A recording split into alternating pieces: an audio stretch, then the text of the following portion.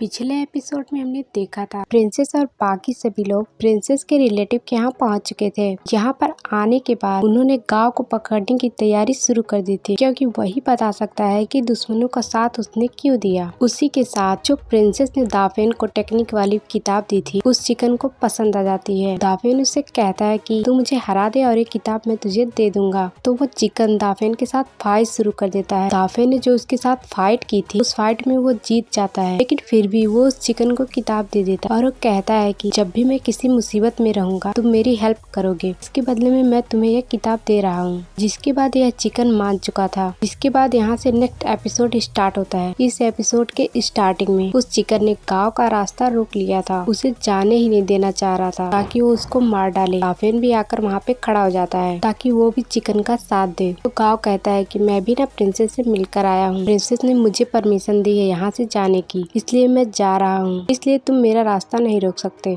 मुझे जाने दो। ऐसे कैसे जाने देगी तुम्हें प्रिंसेस, मेरे सामने थोड़ी ना कहा है, मैं तुम्हारी बातों पे कैसे यकीन करूं। अगर मेरे सामने प्रिंसेस तुम्हें जाने देने की परमिशन देती हैं तभी मैं तुम्हें जाने दूंगा। दूसरी तरफ वो एल्डर से कहता है कि देखो मेरा टारगेट ये गांव है और तुम साइड हो जाओ, नहीं तो तुम बिना वजह पिट जाओगे। इसके बाद चिकन को जैसे मौका मिलता है वो अपनी चोंच में गांव को दबा लेता है और उसको दबा के बहुत पटकता है। तूने मुझे बहुत परेशान, अब मेरी बारी, अब मैं तुझे बहुत मारूंगा। गांव को इतना नचा रहा होता है कि गांव को चक्कर आने लगता है, लेकिन फिर भी चिकन उसे नहीं छोड़ता। जी भर के उसे मजा चखाया जा रहा था और चिकन को मोटिवेट करने के लिए दाफेन उसके लिए तालियां बजा रहा होता है और कहता है वाह भाई और लगे रहो, और भी कसर बाकी रह गई है, इसे पूरी करने के लिए इसे और मारो। फिर उसके बाद उसका हेड कहता है दाफेन रुक जा, इसे जाने की परमिशन प्रिंसेस ने दे दी है, मत मार इसको, तू ही चिकन को रोक सकता है, तेरी बात ही वो सुनता है। तभी वहाँ पर प्रिंसेस आ जाती है। तो उसके बाद वो चिकन गांव को छोड़कर प्रिंसेस के पास आ जाता है, जिसकी वजह से गांव बच चुका था, वरना वो चिकन उसे मार ही डालता। दाफेन प्रिंसेस से पूछता है कि क्या सच में आपने गांव को जाने दिया, ये जानते हुए कि ये कितना घटिया आदमी है। तो प्रिंसेस दाफेन से कहती है देखो दाफेन, तुम मुझ पे भरोसा रखो, जाने दो इनको यहाँ से, मैं तुमको सब कुछ आराम से और डिटेल में बाद में बताऊंगी। दाफेन को बहुत ज्यादा गुस्सा आ रहा था, लेकिन वो प्रिंसेस की कहने की वजह से साइड हो जाता है और उनको वहाँ से जाने दे देता है और कहता है जा गाँव जी ले अपनी जिंदगी, मैंने तुझे यहाँ से जाने दिया। प्रिंसेस दाफेन से कहती है कि चिकन ने इसे अच्छे से सबक सिखा दिया है, अब ये गाँव हमें परेशान नहीं करेगा, अब उसकी हिम्मत ही नहीं है हमें परेशान करने की। इसके बाद सभी खाना खाने के लिए बैठ जाते हैं। दाफेन को बहुत भूख लगी थी, वो खूब खाना खाया जा रहा था। तो प्रिंसेस दाफेन से कहती है अरे यार खाना आराम से खाओ, कोई खाना छीन नहीं रहा तुमसे। लेकिन दाफेन अभी भी प्रिंसेस से परेशान था, वो उससे नाराज होता है। गांव को जाने के लिए क्यों कह दिया, क्या हो गया था गांव और प्रिंसेस के बीच में जो उन्होंने जाने की परमिशन दे दी, लेकिन फिर भी प्रिंसेस उसे कुछ नहीं बताती। दाफेन प्रिंसेस से कहता है कि आपके अंदर ये बीमारी कैसे आई थी, क्या बचपन से आपको ये बीमारी थी। प्रिंसेस कहती है ऐसा नहीं है, जानबूझकर मुझे लोगों ने कुछ खास तरह का पॉइजन दिया था, उस वजह से मेरे अंदर ये बीमारी आई है, बचपन से मैं ऐसी नहीं थी। जो सुनकर दिमाग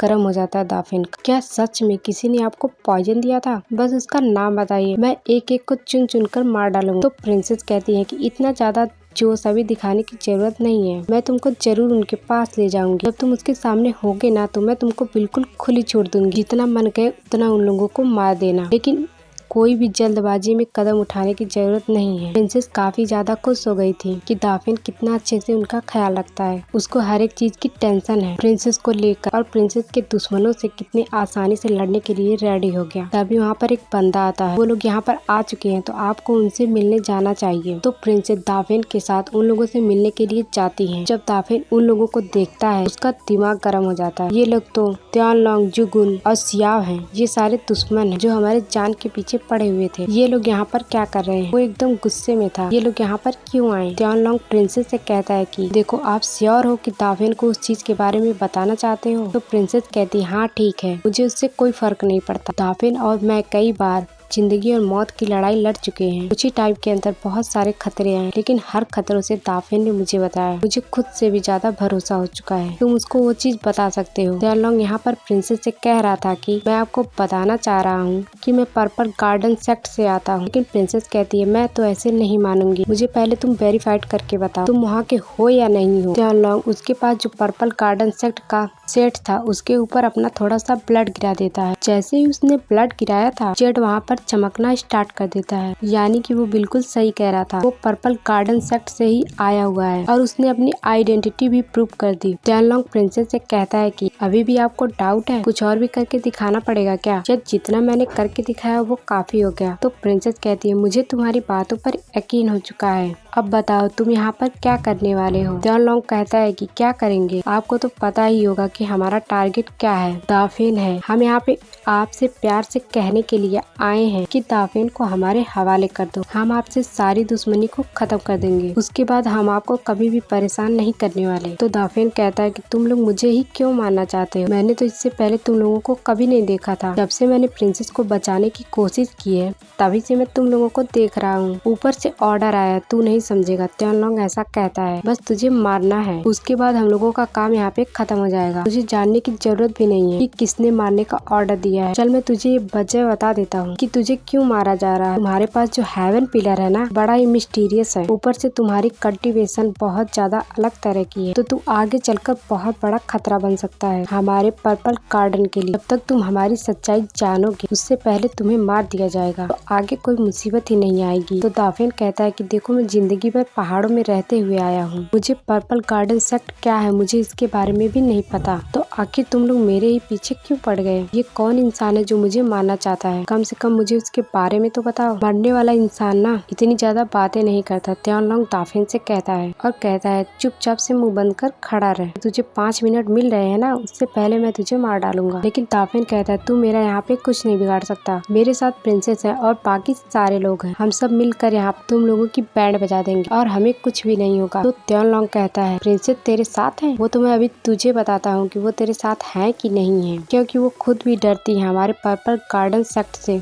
तेरी तो मदद करने ही वाली नहीं है, देख ले अभी देखना है तो। इसके बाद सारे सिपाही दाफेन के ऊपर अटैक करना स्टार्ट कर देते हैं। वो उसके मारने की कोशिश कर ही रहे थे। दाफेन अपनी पावर का इस्तेमाल करते हुए उनके साथ फाइट कर रहा था। वो उन सभी के अटैक को रोकने की कोशिश कर रहा था, लेकिन वो यहाँ पर अकेला खड़ा था। वो प्रिंसेस की तरफ देखता है लेकिन प्रिंसेस देखती तक नहीं, क्योंकि वो खुद भी चाह रही थी कि दाफेन इन लोगों के साथ मारा जाए। हो सकता है कि उसने टियानलोंग के हाथ में दाफेन को बेच दिया। टियानलोंग दाफेन को मार डाले, उसके बाद हमारी परेशानी तो छूटेगी। कि इस पर्पल गार्डन सेक्ट से दाफेन को बहुत बुरा लगता कि मैंने प्रिंसेस के ऊपर भरोसा किया, वो मेरे साथ ऐसा नहीं कर सकती। मैंने तो उनकी जान बचाई थी ना, तब भी उन्होंने ऐसा क्यों किया? सारे लोग मिलकर दाफेन के ऊपर अटैक कर रहे थे। दाफेन के कई जगह शरीर में कट लग जाते हैं और खून की उल्टियां करना शुरू कर देता है। वो चाहता तो उन लोगों के साथ फाइट बैक कर सकता था, लेकिन प्रिंसेस को उसके खिलाफ जाता हुआ देखकर उसको सदमा ही लग गया था कि उसके अंदर फाइट बैक करने की हिम्मत ही नहीं थी। यहाँ पर मार खाया जा रहा था, उसको समझ ही नहीं आ रहा था कि प्रिंसेस ने उसके साथ गद्दारी क्यों की। वो लोग दाफेन से कहते हैं कि मेरी प्रिंसेस को पता है ना कि हमारे पर्पल गार्डन सेक्ट से पंगा लेना अंजाम उसकी तो मौत है ही, पूरे के पूरे उसके सेट की भी मौत। इसीलिए उसने अपने सेट को बचाने के लिए तुम्हें हमारे हवाले कर दिया। अब हमारी प्रिंसेस से कोई दुश्मनी नहीं है, वो आराम से रह सकती है, तू यहाँ पर मरेगा। दाफेन सबकी बात को इग्नोर करता है और डायरेक्ट प्रिंसेस से कहता है कि आपने ऐसा किया, मुझे जबरदस्ती यहाँ पर लेके आई, अभी तो जानबूझकर आपने गांव को छोड़ा और आप मुझे बता नहीं रही थी कि आपका प्लान था ना कि सब लोग एक साथ आ जाएंगे, तो आप मुझे उनके हवाले कर देंगे ताकि ये लोग मेरी जान ले लें। लेकिन प्रिंसेस कुछ भी नहीं कहती। दाफेन को वो किसी भी सवाल का जवाब ही नहीं देती, बस दाफेन को मार खाता हुआ देख रही थी। सभी लोग दाफेन के ऊपर अटैक कर रहे थे। अब दाफेन भड़क चुका था, बस बहुत हो गया, मुझे मेरे अपनों ने धोखा दिया है, तो मैं ये चीज बर्दाश्त नहीं करूंगा। वो अपनी पावर को बहुत ही ज्यादा गुस्से में एक्टिवेट करता है। वो जितना पहले स्ट्रॉन्ग था उससे कहीं ज्यादा स्ट्रॉन्ग बन चुका था। उसके एक ही अटैक से जितने भी दुश्मन थे वो सभी उड़कर दूर फेंका जाते हैं। उनकी हालत खराब हो चुकी थी। दाफेन चिकन से कहता है तू तो मेरे साथ है, तू भी मुझे धोखा दे रहा था, तू मेरे साथ है, तू मेरे पास आ जा, मैं तेरा इंतजार कर रहा हूँ। तो चिकन तुरंत ही दाफेन के पास आता है और खुद को बहुत ज्यादा बड़ा बनाते हुए दाफेन को अपनी पीठ पर बिठा लेता है ताकि वो लोग यहाँ से भाग सके। जिसके बाद दाफेन चिकन पर सवार होकर वहाँ से भागना शुरू कर देता है। टियानलोंग, जुगुन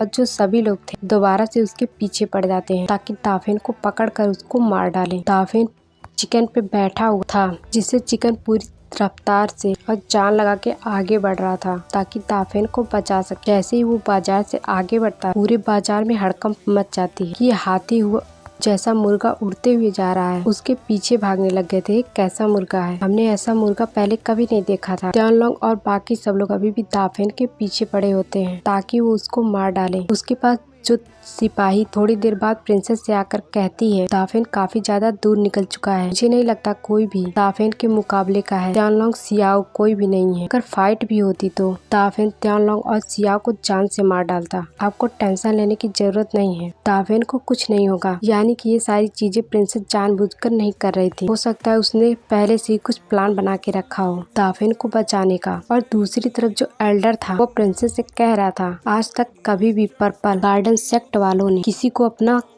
टारगेट बनाया है, वो कितना भी पावरफुल क्यों ना हो, वो कभी नहीं बचता है। मेरे ख्याल से आपने सबसे बेस्ट फैसला निकाला दाफेन को उनके हवाले कर देने का। इस वजह से हमारी दुश्मनी तो छूटी पर्पल गार्डन सेक्ट से। मानना पड़ेगा आपके फैसलों का कोई जवाब ही नहीं। जो सुनकर प्रिंसेस को आ जाता है गुस्सा। वो उस एल्डर से कहती है क्या तुम मुझे धोखेबाज प्रिंसेस समझ रहे हो जो अपने दोस्तों को यहाँ पर फंसा सकती है खुद की जान बचाने के लिए? तो तुम मुझको बिल्कुल ही गलत समझ रहे हो। तुमको क्या लगता है मैंने ये सब कुछ जानबूझ के किया? इसके पीछे मेरी बहुत बड़ी वजह थी। उम्मीद है कि दाफेन वो वजह समझ गया होगा। मेरे खिलाफ दुश्मनी अपने अंदर नहीं रखेगा, इसलिए तुम जो बोलते हो ना उसको बोलने से पहले 10 बार सोच लिया करो। इसके बाद एल्डर प्रिंसेस से माफी मांगता है। माफ कर दीजिए, मुझसे गलती हो गई, मैं इस तरह से कभी भी नहीं कहूँगा। मैं तुम्हारी ऐसी बातें करने से मैं 3 साल के लिए सस्पेंड करती हूँ। तुम 3 साल तक हमारे सेक्ट के एल्डर नहीं रहोगे, चले जाओ यहाँ से। जो सुनकर वो एल्डर यहाँ से चला जाता है। उसके जाने के बाद जूडी प्रिंसेस से कह रही थी हमें अभी जाके दाफेन को समझाना होगा, हमने उसके साथ